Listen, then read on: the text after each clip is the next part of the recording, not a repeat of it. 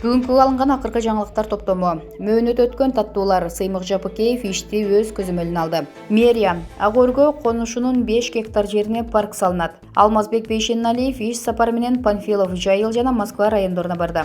Касмалиева авиабилеттердин баасы шылуундардын айынан кымбаттоодо. Дүйшөн Төрөкуловду УКМК кармады. Президенттик шайлоодогу добуштар кол менен саналып өттү. Мына ушул жана башка жаңылыктар алдыда мүнөттөрдө толугу менен. Мэрия Ак өргө конушунун 5 гектар жерине парк салынат. Бишкек шаарынын мэринин милдетин аткаруучу Балбак Төлөбаев Ак өргө жаңы конушунун 5 гектар жерине парк салына турганын Facebook баракчасы аркылуу билдирди.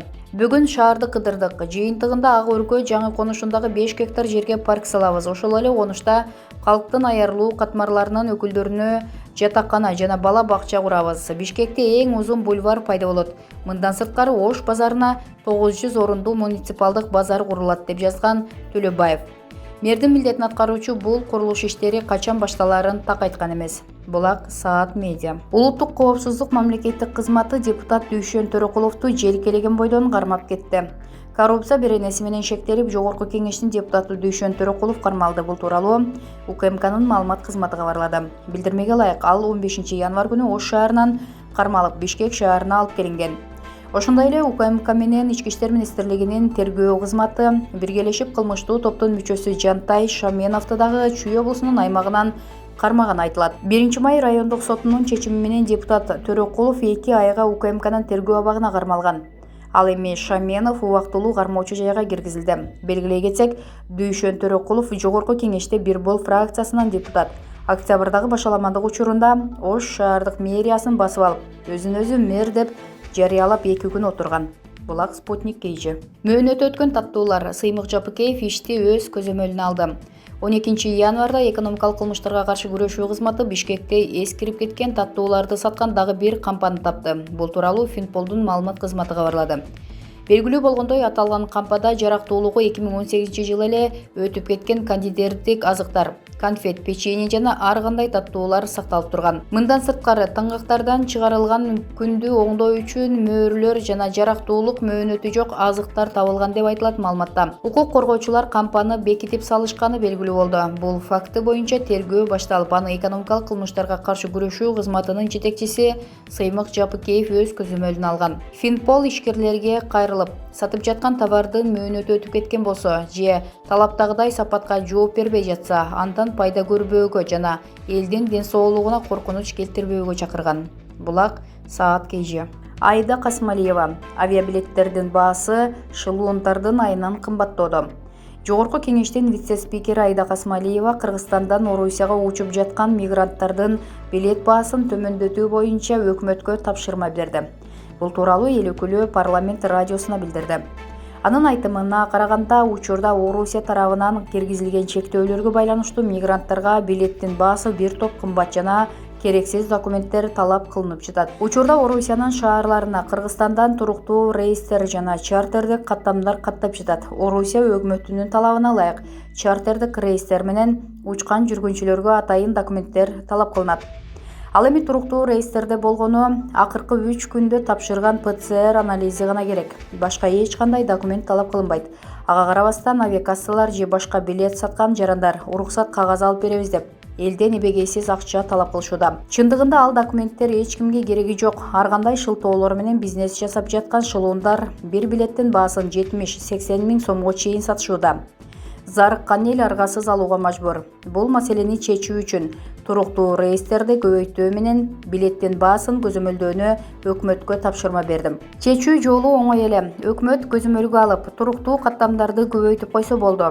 Бул маселе чечилмейинче аягына чейин өзүм көзөмөлдөйм. Элдин эсебинен акча жасагандарды токтотушубуз керек, деди Айда Касмалиева. Маалымат үчүн, коронавирус илдетине байланыштуу Орусия мамлекетине кирип чыккандарга чектөө киргизген. Кийинчерээк бул чектөө жумшартылып жеңилдетилген. Булак Назар Ньюс KG. Президенттик шайлоодогу добуштар кол менен саналып өттү. Борбордук шайлоо комиссиясы мөөнөтүнөн мурда өткөн президенттик шайлоонун жыйынтыгын кол менен 100% санап өттү.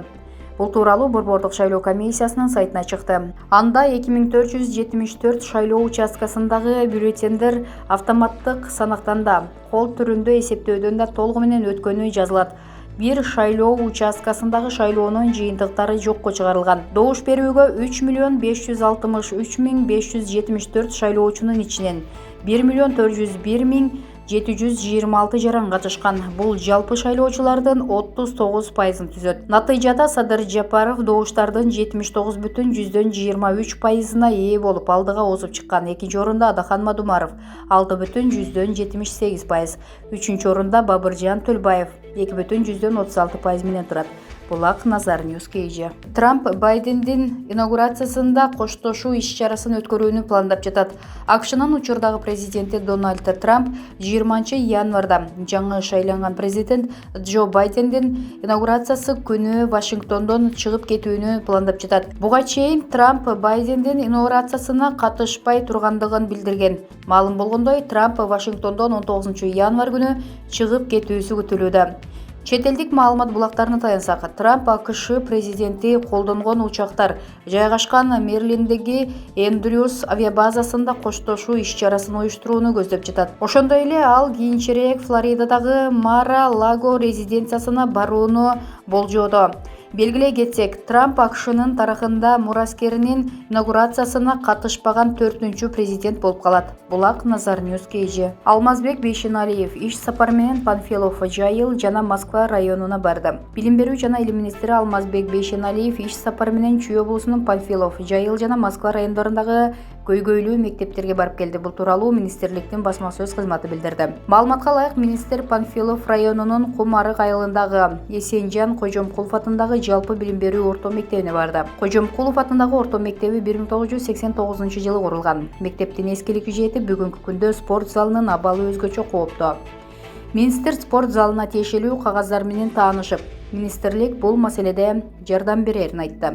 Ошондой эле Бейшеналиев мектептин чарба кызматкерлери менен жолугушуп, алардын көйгөйлөрүн укту. Дайыма эле мугалимдин эмгеги айтылып, бирок билим берүү тармагындагы уюмдарды тейлеп жаткан персоналдын эмгеги айтылбай калат. Чынын айтканда, сиздердин эмгегиңиздер өтө маанилүү. Сиздердин эмгегиңиздерге көңүл буруу убактысы келди, деди министр. Панфилов районунун Чорголоо негизи жалпы билим берүү мектеби 1961 курулган. Типтүү эмес мектептин абалы 2014 авариялык деп табылган. Мектепте ашкана, спорт залы, китепканасы жок. Жаңы мектеп куруу аракеттери ушул убакка чейин ишке ашпай келет. Алмазбек Бейшеналиев бул маселени көзөмөлгө алып, министрлик тарабынан жардам көрсөтүлөөрүн билдирди. Министр иш сапарын улай Жайыл районуна караштуу Ийри Суу айылындагы Ийри Суу негизги мектебине барды. Типтүү эмес мектеп 1963 негизделген. Мектептин пайдалуу жок болгондуктан жер астындагы суулар көтөрүлүп турат. Азыркы учурда мектеп жаңы имаратка муктаж. Мындан бир канча жыл мурун жаңы мектептин котлованы казылып, курулуш ошол менен токтоп калган. Алмазбек Бейшеналиев жаңы мектептин курулушуна министрлик тарабынан болгон аракеттер көрүлөөрүн билдирип, маселеге тиешелүү иш кагаздарын министрликке жолдоону тапшырды. Иш сапарынын алкагында министр Москва районуна караштуу Ленин атындагы орто мектебине барды. Мектептин эң башкы көйгөйү ашкана жабдыктарынын жоктугу. Ашкана бөлмөсү бош абалда турат. Мындан тышкары мектептин имараты ремонтко дагы муктаж.